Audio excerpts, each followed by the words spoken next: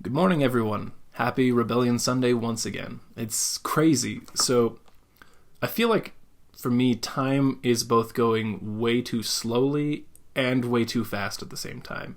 Like, it's already Sunday for me, and yet my week was crazy long. Nonetheless, I'm super excited to spend it all with you guys and the rest of my church family. So, hello, hello. Today we've got a talk from Linny. We're going to go and discuss a family that dealt with a crisis that they didn't sign up for. And the story really resonates with us in today's craziness that's going on and the kind of things we can learn from it. So as we continue, I hope you enjoy this talk diving into John 11 and the talk of Lazarus. Okay, so here's the story. Elena and I had gone to bed. Our son's name is Aiden. He's a senior in high school. He comes running into our room. Indy can't breathe. Okay, time out. So, my name is Lynn. I'm one of the pastors here at Hope Community. I work specifically with our middle and high school population. My wife's name is Elena. She teaches at Damani Ranch. Actually, she teaches at my dining room table on a computer. But anyway, that's for another story. So my son is Aiden. He's a senior at Damani Ranch. My daughter, Annalise, graduated from Damani a couple years ago. So here's the story. We're in bed. Aiden comes running in. Indy can't breathe. We have two boxers. They just celebrated their 1-year birthday like a month and a half, 2 months ago. And last Sunday, they got super sick. I mean, like really almost calling our vet sick.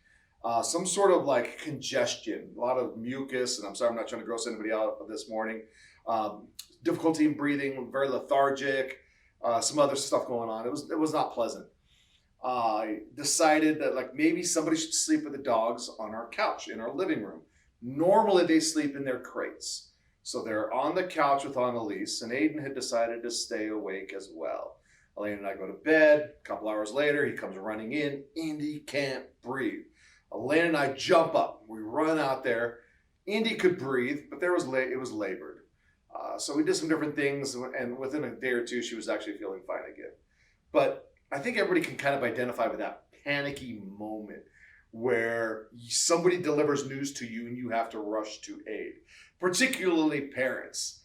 You know, from the time your kids are little on, the rush to aid is very important. You know, when you're in the kitchen and you hear a crash somewhere in the house, what do? You rush to find out if they need your help. When they're outside and they're playing and you hear a scream and a thump, you go running out there to find out what's going on. So this idea of rushing to aid is something that we can all identify with, whether you're a parent, a kid, somewhere in between, you've been one or both, you understand the idea. So that's what makes this story we're going to read today all the more interesting. If you have a Bible, we're going to be reading from John chapter 11.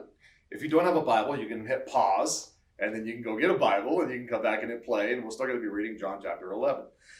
It's the story of Jesus and his friend Lazarus. So here's the story. Jesus has been doing his thing, which was pretty awesome. He's been healing people, and he's been teaching and preaching and battling the Pharisees and so forth. And at this point in the story, what he had done is he'd gone across the Jordan River, and he was on the west side of the Jordan River in an area called Perea. He had friends and enemies there alike. Now, back just outside of Jerusalem in Bethpage, he had 3 friends, Mary, Martha, and Lazarus. They were siblings. And a word comes to Jesus that Lazarus is very, very sick. And so I have select portions from John chapter 11 that I'm going to read to you guys. And we're going to just kind of stop and talk about it a little bit. And then there are some very disturbing elements to this story that I think we kind of gloss over a lot of the time. Why? Because we like that Disney happy ending. You get to the end of the story, I'm going to go ahead and ruin it. Something pretty awesome happens. It's the happy end. Everybody's like, yay! But there are parts of this story that if you really stop and think about it, you're like, wait a minute. I don't know about that. That makes me uncomfortable. We're going to unpack the uncomfortable because right now, all of us are dealing with uncomfortable a little bit. during the COVID-19 home quarantine, shelter in place thing, we're all kind of struggling. And that's why we're in the middle of this series. We started it last week, Faith into the Fire. So last week we talked about Shadrach, Meshach, Abednego, and their friend Daniel. They were in Babylon. They were exiles from their homeland, taken there as hostages. Their story was pretty remarkable, how their faith was put into the fire and they came out all the better for it. Today we're going to look at Lazarus and his sister, or his two sisters, Mary and Martha, and how their faith was put into the fire and what happened for it. So John chapter 11 is where we are going to be reading from.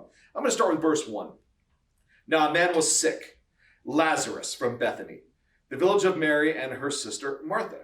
Mary is the one who anointed the Lord with fragrant oil and wiped his feet with her hair. And it was her brother Lazarus who was sick. So the sister sent a message to him. Lord, the one you love is sick. Skipping down to verse 5. Jesus loved Mary, her sister, and Lazarus. So when he heard that he was sick, he stayed 2 more days. That's weird. He stayed 2 more days in place where he was. Oh, Jesus sheltered in place. I'm just kidding. Verse 7. Then after that, he said to the disciples, let's go back to Judea. Skipping down to verse 17. When Jesus arrived, he found that Lazarus had already been in the tomb for 4 days. Wow, that escalated quickly. Verse 21. Then Martha said to the Lord, Lord, if you had been here, my brother would not have died. Skipping down to verse 25. Jesus said to her, I am the resurrection and the life. The one who believes in me, even if he dies, will live. Everyone who lives and believes in me will never die. Do you believe this? And then we're going to skip down to verse 33. When Jesus saw her crying, and the Jews who had come with her crying, he was angry. In his spirit he had been deeply moved. Where have you put him, he asked. Lord, come and see. And then verse 35, the shortest verse in the Bible, Jesus wept. Now we're going to skip down to verse 43. After he said this, he shouted with a loud voice, Lazarus, come out. And this is that happy Disney ending. The dead man came out, bound hand and foot with linen strips, and with his face wrapped in a cloth. Jesus said to them, loose him and let him go. Hey, I really encourage you to read the whole chapter. John chapter 11 on your own. It's an amazing story. Unpack it. If you have thoughts, questions, comments, you can send them my way. Any of the other leaders, text, Facebook, Instagram, Twitter, email, send up smoke signals. I don't care. Just send us your thoughts, questions, or comments. All right, so there's some things that really trouble me about this story. And I wonder if they trouble you too. We'll start right at the start there, where it says that he was in Perea, and the message came to him that his friend that he loved, Lazarus, was sick. Now, I started out talking about Indy being sick, and Elena and I jumping up and rushing to her aid. Parents can identify with this.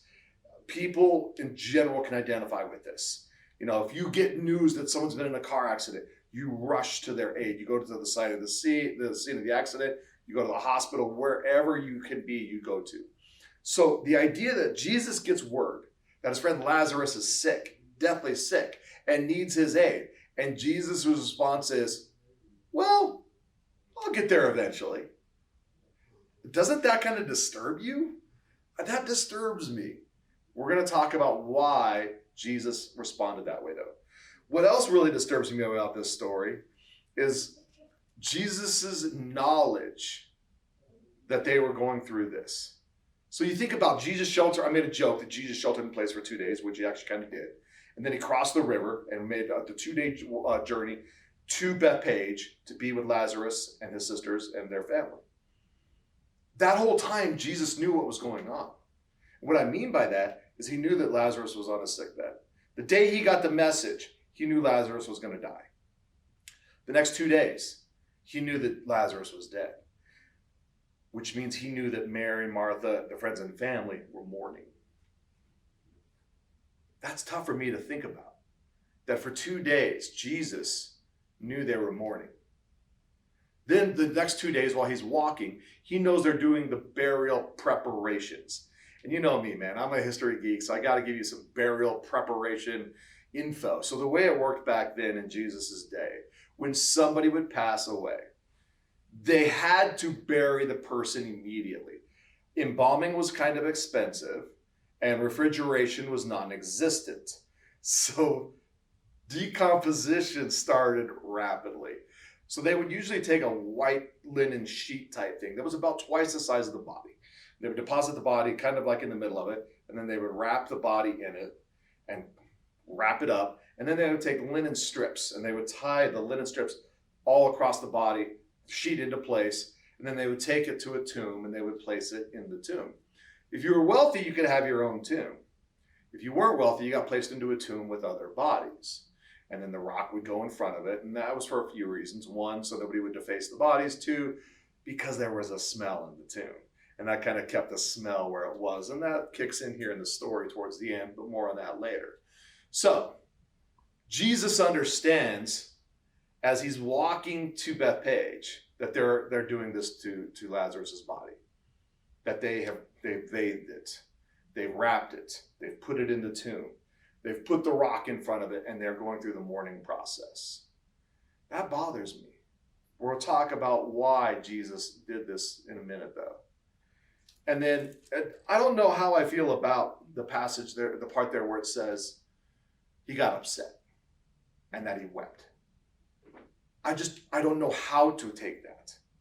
It's difficult to try to understand what the Son of God was feeling in that moment, but we're going to try to do that. And then, of course, we'll unpack that last part where the mummy comes walking out, all wrapped up in the white linen, and he's trying to get out of it, and people are like, ah! So, like I said, the first thing that really bothers me about this story is, the couple days that Jesus waited. Now, Jesus being Jesus, there's a few things he could have done in a supernatural sense. He could have apparated. Do we have Harry Potter fans watching?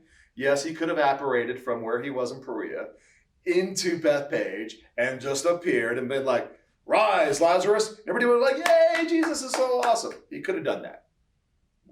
Why didn't he do that? There's a reason he didn't do that. We're going to talk about that.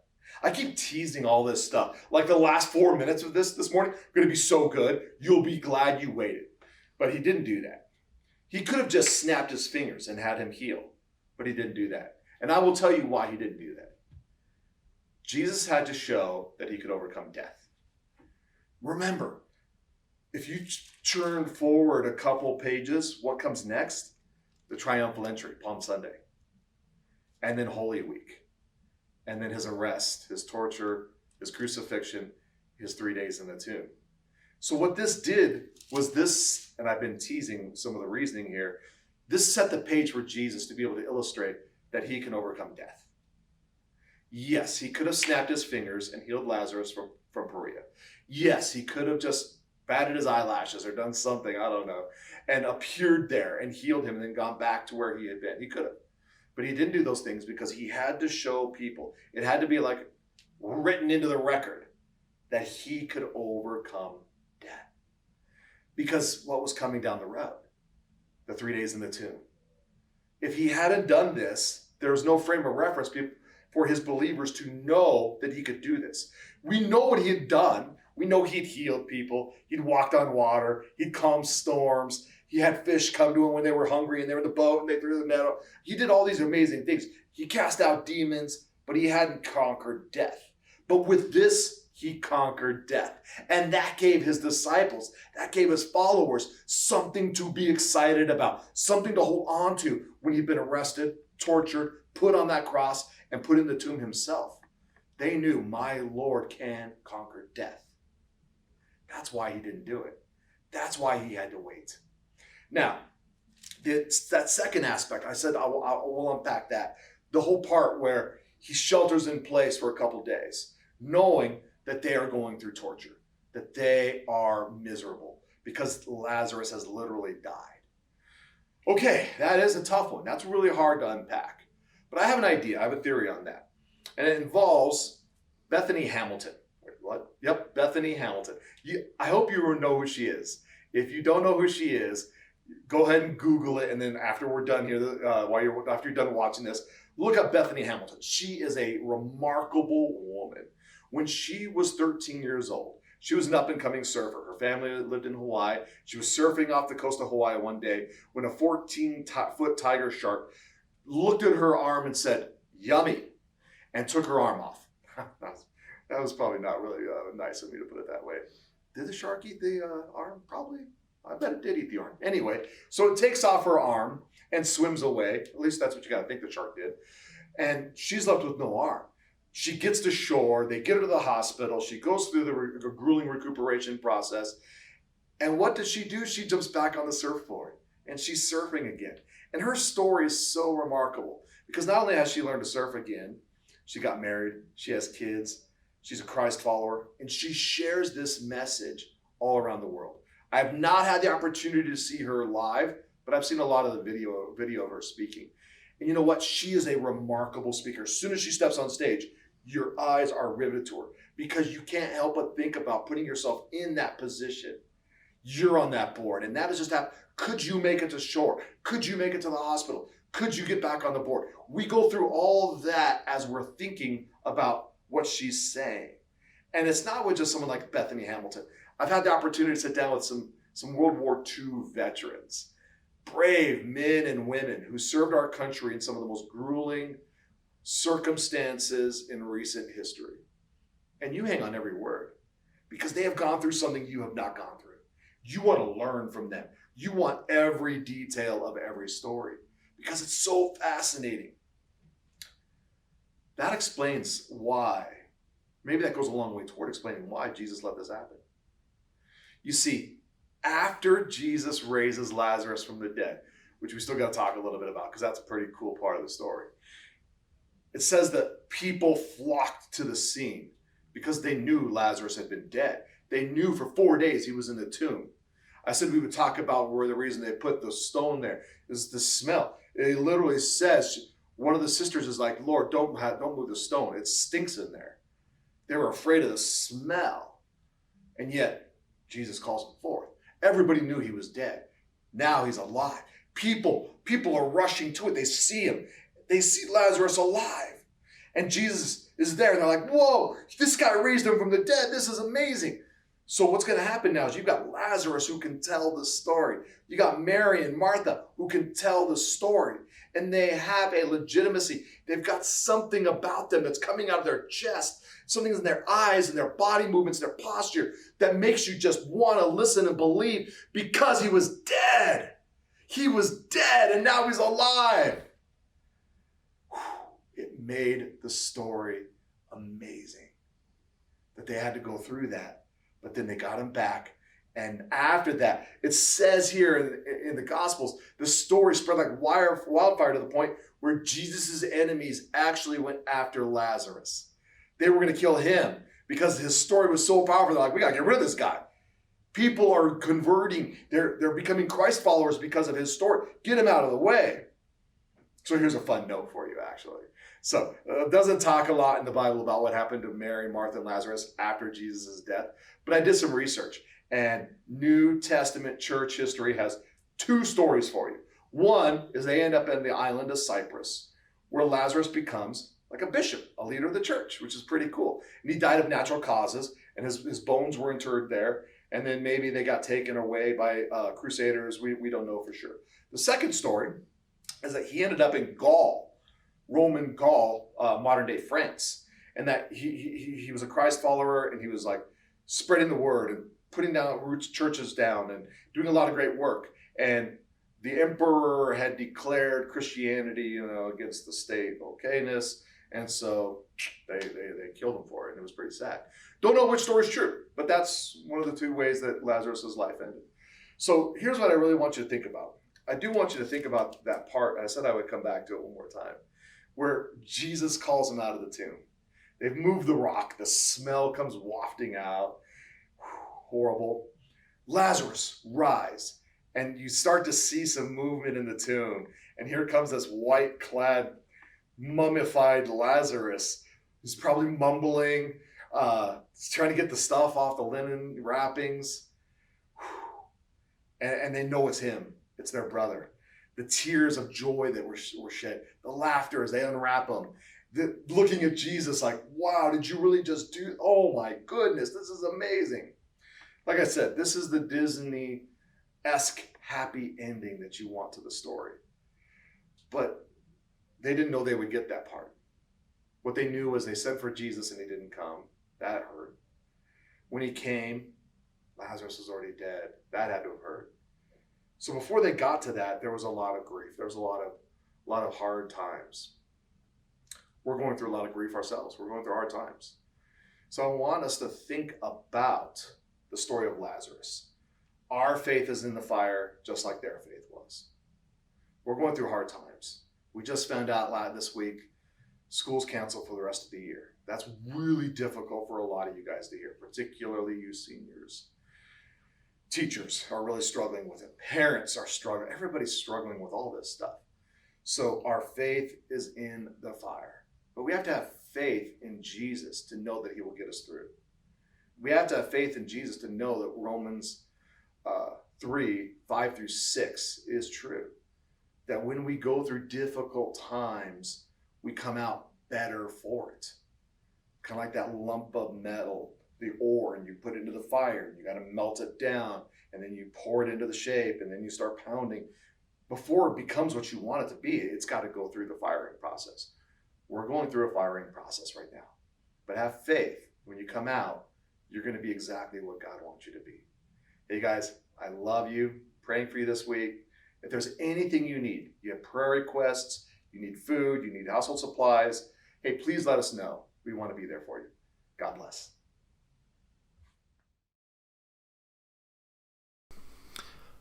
I really liked this week's talk. The story of Lazarus is really powerful in the first place, but I think it really resonates today with a new sort of volume that I didn't anticipate. So, especially like this whole week, specifically this week, talking to the seniors, my heart broke for you guys when I heard the announcement that we were just going to be doing distance learning for the rest of the school year. It's really tough. No one signed up for this. Not the teachers, the students, the community, the rest of the world. Literally nobody wanted this. And I just want you all to know that we're grieving with you. It's a really tough end to a really tough year. But at the same time, I'm convinced that we're going to come out of this stronger than when we entered it. And I am super excited about that. Because I'm going to let you in on a little secret. Every student that is in the youth group, I want you all to know this. The reason that I, and I'm sure a lot of the other leaders volunteer, is because we are inspired by you. This may be a surprise, but I want you to believe it. We are inspired by you, all right? I am constantly impressed and motivated by how you guys react to this sort of adversity and the troubles and things. Stuff that, like, I never had to go through in high school. And so many of you are facing it with such grace and turning it into positivity this year. I've just seen so much evidence of this that I'm blown away. And so I am super excited to see how this continues to shape all of us into just what. To wrap up today's service, we've got a couple of worship songs performed by Elena Alt, Bella Bolstad, Caitlin Usher, and Aiden Alt.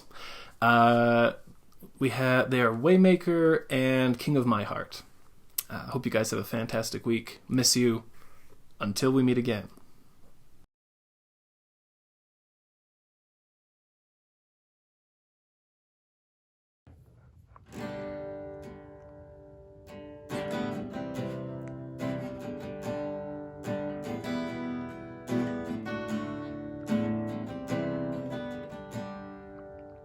Let the King of my heart be the mountain where I run, the fountain I drink from.